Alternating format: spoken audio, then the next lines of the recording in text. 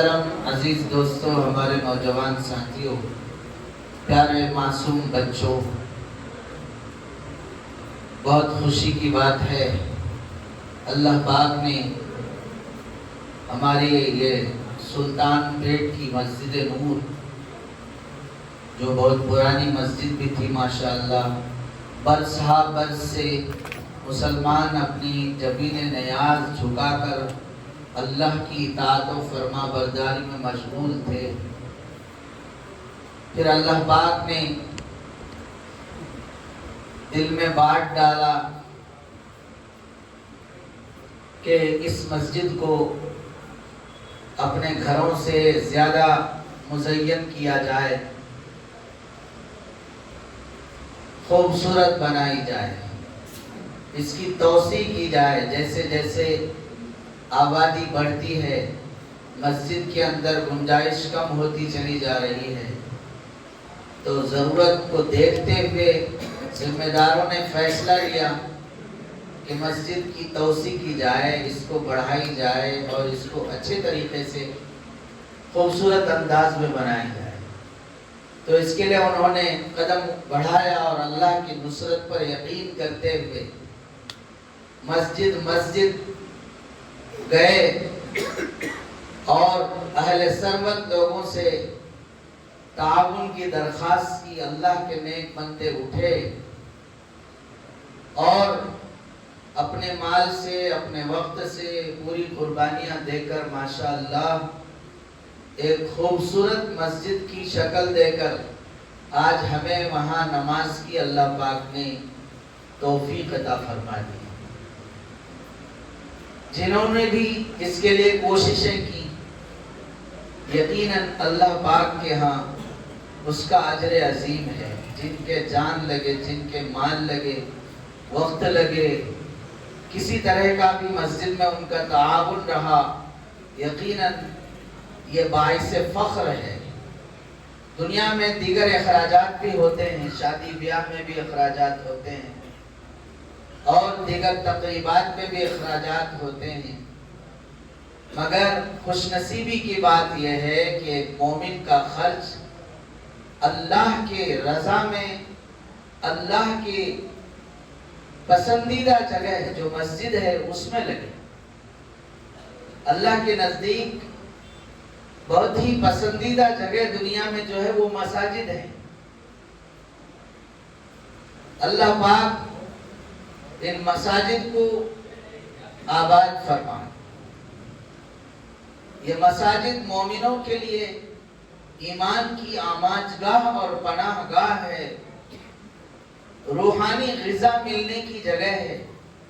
انسان کو جس طرح جسمانی غذا کی ضرورت ہے، کھانا ہے، ناشتہ ہے، دوائی ہے،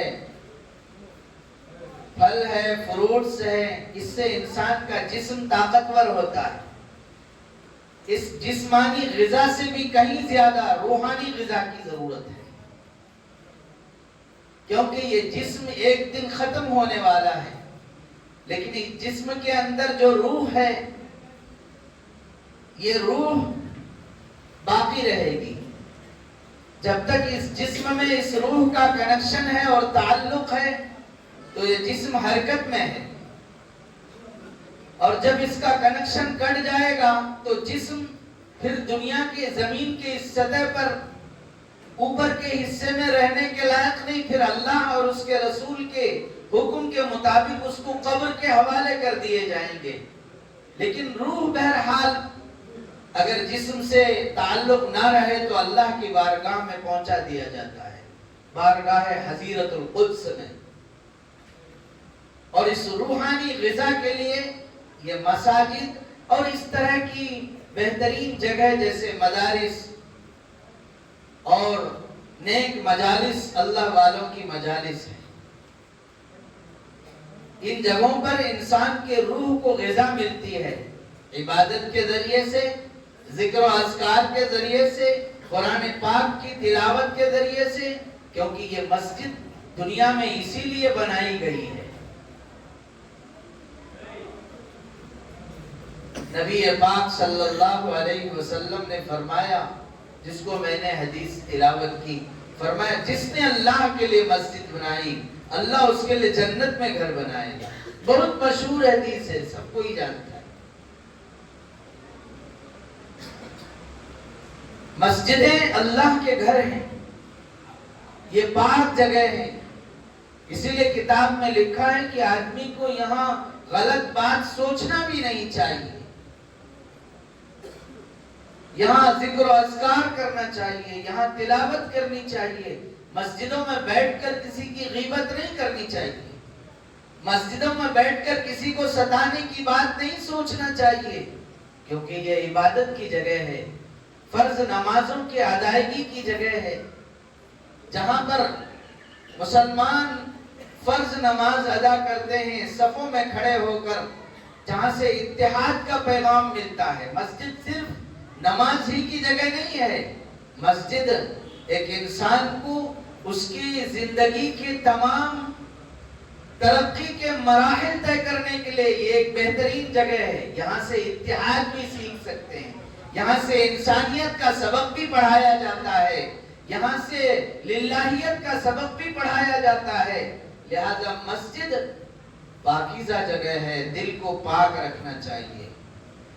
یہاں کوئی بھید بھاؤ نہیں کسی سے، یہاں امیری اور غریبی کا فرق نہیں ہے، یہاں بڑے چھوٹے کا فرق نہیں ہے، ایک ہی صف میں کھڑے ہو گئے محمود و ایاز، نہ کوئی بندہ رہا نہ کوئی بندہ نواز۔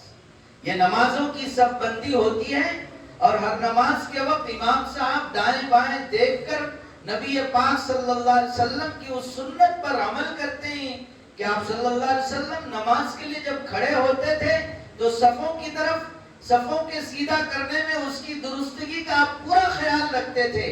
آپ حرم شریف میں پہنچے ہوں گے یا جہاں پر عربی میں بات چیت ہوتی ہے تو صفوں کی تکمیل کے موقع پر امام صاحب کہتے ہیں صفو صفوفکم، اپنے صفوں کو درست کرو، وَاعْتَدِلُوا، سیدھے کھڑے ہو جاؤ، فَإِنَّ تَسْوِيَةَ الصُّفُوفِ مِن تَمَامِ الصَّلَاةِ، کیونکہ صفوں کی درستگی نماز کی تکمیلات میں سے ہے۔ یہ نہیں کہ کوئی یہاں کھڑا ہو گیا، کوئی وہاں کھڑا ہو گیا، کوئی وہاں کھڑا ہو گیا۔ ہماری صفوں کی درستگی ہمارے دلوں کی درستگی کی پہچان ہوگی، اور صفوں کا اتحاد ہمارے قوم و ملت میں اتحاد کا پہچان ہوگا، اور اس کے لیے مسجد بہترین جگہ ہے۔ یہاں صرف نماز ہی نہیں ادا کرنی ہے، یہاں دین سیکھنا ہے، یہاں اسلام سیکھنا ہے، یہاں انسانیت سیکھنی ہے۔ تو الحمدللہ مسجد کے اس خوبصورت تعمیر کے موقع پر اللہ پاک کے خاص فضل و کرم اور انعام اور آپ حضرات کی محبت کی اور برکتوں سے اللہ تعالیٰ نے یہاں پر ہم سب کو مغرب کی نماز پڑھنے کی توفیق عطا فرمائی۔ مسجد تو بن گئی ہے، اب ہم سب کی ذمہ داری ہے کہ اس کو پایہ تکمیل تک بھی پہنچانا ہے۔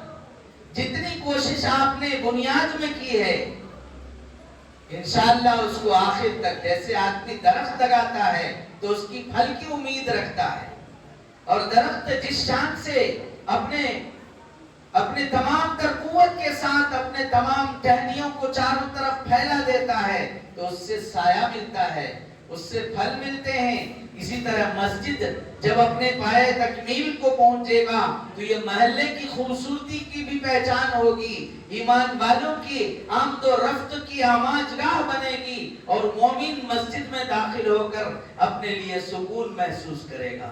نبی پاک صلی اللہ علیہ وسلم نے فرمایا مومن مسجد میں ایسا ہے، مومن مسجد میں ایسا ہے جیسا مچھلی پانی میں ہے، بغیر پانی کے مچھلی زندہ نہیں رہ سکتی، ایسے ہی مومن بغیر مسجد کے اس کو سکون نہیں مل سکتا، یہ اس کی روحانی سکون کی جگہ ہے۔ اور منافق مسجد میں ایسا ہے جیسا پنجرے میں پرندہ کتنا بے چین ہوتا ہے، کیونکہ پرندوں کو اس کی سکون، اس کا سکون اور اس کی راحت اس کا آزاد ہونا ہے۔ اسی طرح منافق مسجد میں اس کا دل نہیں لگتا۔ ہم مومن ہیں، اللہ کو ایک ماننے والے ہیں، رسول اللہ کے متوالے ہیں، ہم مساجد کو آباد کریں۔ جس طرح انسان کا پیٹ بھرتا ہے، انسان تندرست رہتا ہے، اسی طرح مسجد کا پیٹ بھرنا ہے، اور اس کا پیٹ بھرنا اس کو نمازوں سے سجانا ہے، اپنے سجدوں سے اس کو آباد کرنا ہے۔ اللہ تعالیٰ نے قرآن کریم میں انما یعمر مساجد اللہ کے ذیل میں پوری آیت میں یہی بتایا کہ مساجد کو کون آباد کرتا ہے؟ وہ لوگ آباد کرتے ہیں جن کے دلوں میں ایمان ہے، وہ آباد کرتے ہیں جو اللہ پر اور آخرت کے دن پر یقین رکھتے ہیں۔ اس لیے ہم سب اللہ سے یہ امید رکھتے ہیں کہ جس طرح یہ مسجد آج اللہ نے اپنے فضل و کرم سے اس میں نماز ادا کروائی، انشاءاللہ اس حصے میں تو نماز ہوتی رہے گی، اور اوپر کے حصے میں آپ حضرات کی توجہ کے ساتھ، اہل کمیٹی کی پوری قربانیوں کے ساتھ کام پایہ تکمیل تک انشاءاللہ پہنچ جائے گا جتنی جلد ہو سکے۔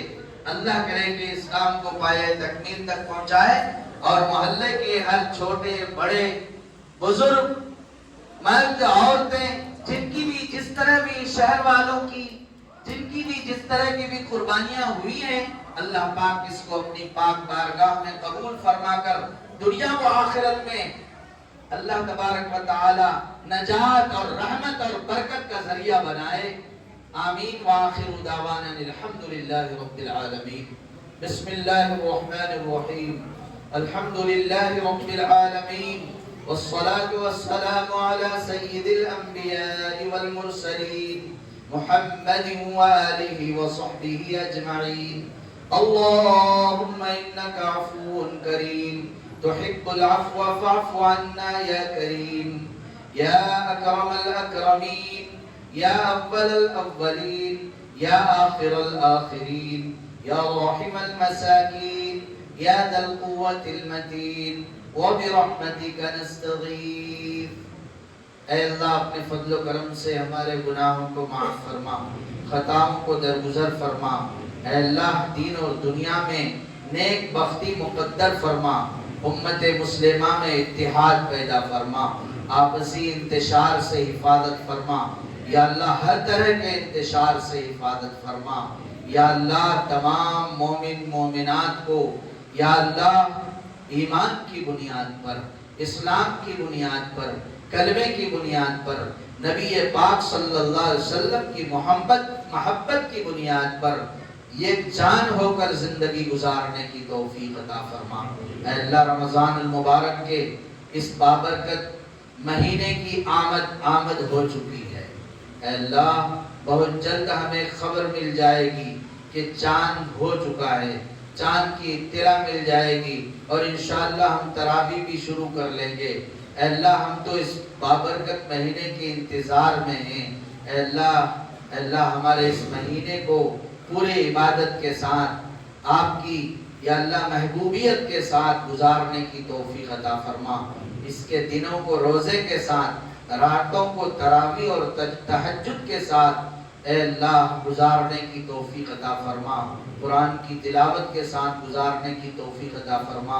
اے اللہ اس بابرکت مہینے میں اہل ایمان کو یا اللہ متحد متفق محبت کے ساتھ گزارنے کی توفیق نصیب فرما۔